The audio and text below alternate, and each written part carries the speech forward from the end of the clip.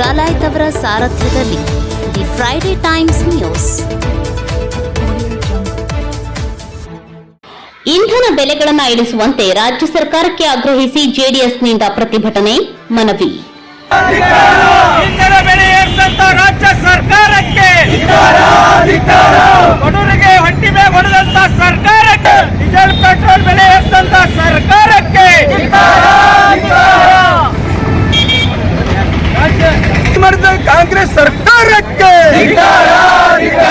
Petrol diesel ದರ ಹೆಚ್ಚು ಮಾಡಿದ ಕಾಂಗ್ರೆಸ್ ಸರ್ಕಾರಕ್ಕೆ,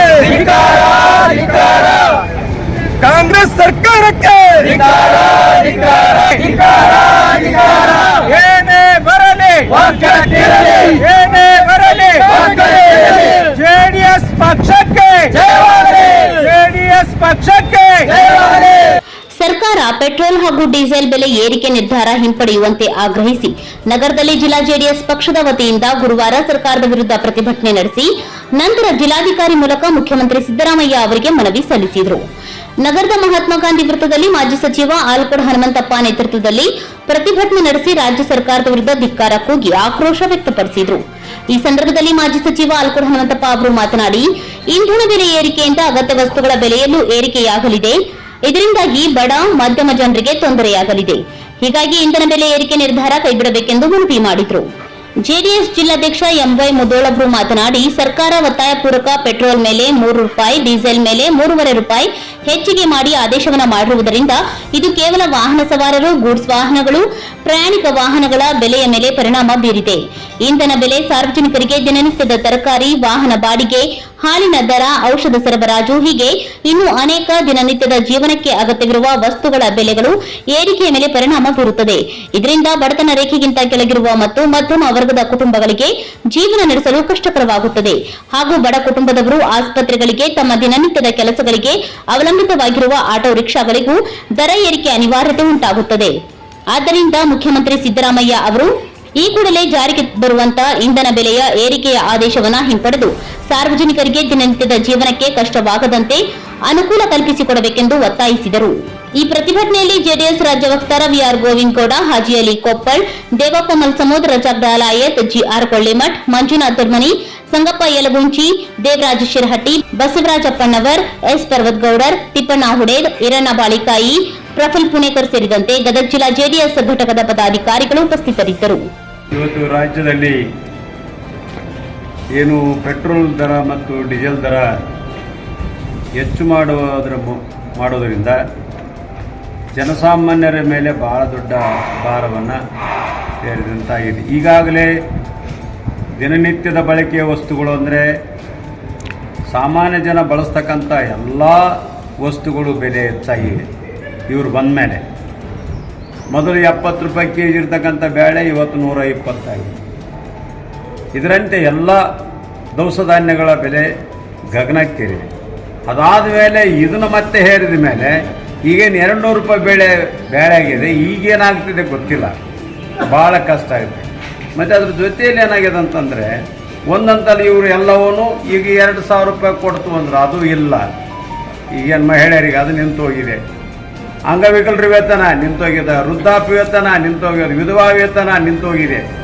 ಈಗ ದಿನನಿತ್ಯ ಜನಸಾಮಾನ್ಯರು ಬಳಸ್ತಕ್ಕಂಥ ಸರ್ಕಾರ ಹೇಳಿದ್ದೇ ಒಂದು, ಮಾಡದೇ ಒಂದು, ಜನಸಾಮಾನ್ಯರ ದಿನಬಳಕೆ ವಸ್ತುಗಳು ಹೆಚ್ಚಾಗಿರೋದ್ರಿಂದ ಇದು ಭಾಳ ದೊಡ್ಡ ಭಾರ ಆಗಿದೆ, ಭಾಳ ದೊಡ್ಡ ಜನರಿಗೆ ತೊಂದರೆ ಆಗಿದೆ. ಇದರಿಂದಾಗಿ ದಿನ ಜನ ಗೋಳಾಡುವಂತಹ ಆಗಿದೆ. ಆ ಕಾರಣಕ್ಕಾಗಿ ಇದನ್ನು ನಾವು ಪ್ರತಿಭಟನೆ ಮಾಡುವ ಮೂಲಕ ಜಿಲ್ಲಾಧಿಕಾರಿಗಳಿಗೆ ಮನವಿ ಸಲ್ಲಿಸ್ತೀವಿ ಅಂತಂದರೆ ಇದು ನಿಲ್ಲಲೇಬೇಕು, ಇದನ್ನು ವಿಡ್ರಾ ಮಾಡಲೇಬೇಕು. ಮೊದಲೆಲ್ಲ ಇವರು ಕಾಂಗ್ರೆಸ್ BJP ಅವರಿಗೆ ಬೈತಿದ್ರು, ಏನಂತ ಗ್ಯಾಸ್ ಹಿಡ್ಕೊಂಡು ಹೋಗಿ ಕುಂದಿರ್ತಿದ್ರು, ಎಲ್ಲ ಸಾಮಗ್ರಿಗಳನ್ನ ಹಿಡ್ಕೊಂಡು ಹೋಗಿ ಕುಂದಿರ್ತಿದ್ರು. ಬೆಳೆ ಭಾಳ ದೊಡ್ಡ ರೇಟ್ ಆಗ್ಯದ, ದಿನನಿತ್ಯದ ವಸ್ತುಗಳ ರೇಟ್ ಹೆಚ್ಚಾಗ್ಯದ ಅಂತ ಮಾತನಾಡ್ತಿದ್ರು. ಈಗ ಇವ್ರು ಮಾಡಿದ್ದೇನಂತ ಹೇಳಿದರೆ ಅವ್ರಿಗಿಂತ ದುಪ್ಪಟ್ಟು ಇವ್ರು ಮಾಡಿದ್ರು. ಇವರೇನು ಒಳ್ಳೇದು ಮಾಡಲ್ಲ. In the name of the guarantee ಹೆಸರಿನಲ್ಲಿ ಬಹಳ ದೊಡ್ಡ ಅನ್ಯಾಯ ಮಾಡ್ತಾರೆ. ತೆರಿಗೆ ಎಷ್ಟು ಹೇಳ್ಯಾರ ಸರ್? ಈಗ ನಿಮ್ಗೆ ಗೊತ್ತಿಲ್ಲ, ಒಂದು ಹೊಲ ಖರೀದಿ ಮಾಡೋದಕ್ಕೆ ಸ್ಟಾಂಪ್ ರೇಟ್ ಇವತ್ತು ₹200 ₹300 ಹೋಗಿದೆ, ಬರೀ ₹60-70 ಸಿಗೋದು. ಇಷ್ಟು ಎಲ್ಲವೂ ಇದೇ ರೀತಿಯಲ್ಲಿ ಬೆಲೆ ಹೆಚ್ಚು ಮಾಡೋದ್ರಿಂದ ಜನರಿಗೆ ತುಂಬ ಇದರಿಂದ ಅನ್ಯಾಯ ಆಗಿದೆ. ಇದು ಸರಿ ಮಾಡಬೇಕಾಗ್ತದೆ. ಸರ್ಕಾರ ಜನರ ಸಹಾಯಕ್ಕೆ ಬರಬೇಕಾಗ್ತದೆ. ಸರ್ಕಾರ ಇರೋದು ಜನರ ಅನುಕೂಲತೆಗೋಸ್ಕರ, ಸರ್ಕಾರದ ಅನುಕೂಲತೆಗೋಸ್ಕರ ಅಲ್ಲ. ಇವರು ಬಂದ ಮೇಲೆ ಅನೇಕ ರೀತಿಯ ಸಮಸ್ಯೆಗಳು ಉದ್ಭವ ಆಗಿವೆ. ದಿನನಿತ್ಯ ಒಂದು ಒಳ್ಳೆಯಲ್ಲಿ ಒಂದು ಕೆಲಸ ಇಲ್ಲ, NREG ಕೆಲಸ ಕೂಡ ಇಲ್ಲ, ಏನೇನು ಕೆಲಸ ಇಲ್ಲ. ಬಸ್ಸುಗಳದ್ದು ಒಂದೇ ಹೇಳ್ತಾರೆ, ಅವು ಬಸ್ಸುಗಳು ಕೂಡ ಹಳೆವಾವ, ಅವು ಎಲ್ಲಿ ಬೇಕಲ್ಲಿ ಕೆಟ್ಟ ನಿಂದಿರ್ತಾವ. ಅದ್ರ ಪರಿಣಾಮ ಏನಾಗಿದೆ ಅಂದ್ರೆ ಮಕ್ಕಳು ಕೂಡ ಶಾಲೆ ಕಾಲೇಜಿಗೆ ಹೋಗೋದು ತುಂಬ ದುಸ್ತರ ಆಗಿದೆ.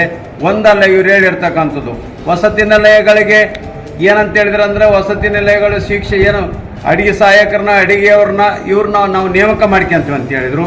ಇವತ್ತು ಅವನ್ನೆಲ್ಲ ಟೆಂಡರ್ ಕೊಡೋ ಮೂಲಕ ಅವ್ರ ಅಧಿಕಾರಿಗಳು ಟೆಂಡರ್ ಮುಖಾಂತರ ಅವ್ರಿಗೆ ಏನು ಸರಿಯಾದ ಊಟ ಸಿಗಂಗಿಲ್ಲ.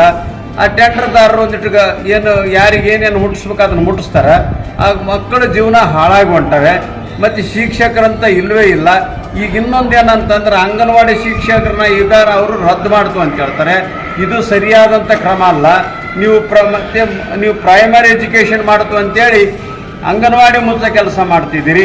ಅದಕ್ಕೂ ಕೂಡ ರೊಕ್ಕ ಕೊಟ್ಟಿಲ್ಲ. 2 ತಿಂಗಳ 3 ತಿಂಗಳಾಗಿದ್ದ ಸ್ಟಾರ್ಟ್ ಮಾಡಿ 1 ವರ್ಷ ಆಗಿದ್ದ ಸ್ಟಾರ್ಟ್ ಮಾಡಿ ಅವ್ರಿಗೂ ದುಡ್ಡು ಕೊಟ್ಟಿಲ್ಲ. ಇವ್ರು ಹಿಂಗೆ ಸುಳ್ಳು ಹೇಳ್ತಾನೆ ಜನರಿಗೆ ದಿಕ್ಕು ತಪ್ಪಿಸ್ತಕ್ಕಂಥ ಕೆಲಸ ಮಾಡ್ತಾರೆ. ಇವ್ರು ಏನೂ ಕೆಲಸ ಮಾಡಿಲ್ಲ ಅನ್ನೋ ಕಾರಣಕ್ಕಾಗಿ ಅನೇಕ ಏನು ಇವರೇ ಸೃಷ್ಟಿ ಮಾಡಿರ್ತಕ್ಕಂಥ ಅನೇಕ ಸಮಸ್ಯೆಗಳನ್ನು ಸೃಷ್ಟಿ ಮಾಡಿಕೊಂಡು ಜನಸಾಮಾನ್ಯರಿಗೆ ಅನ್ಯಾಯ ಮಾಡ್ತದೆ. ಈ ಸರ್ಕಾರದಿಂದ ಏನು ಒಳ್ಳೆಯದಾಗಲಿಲ್ಲ.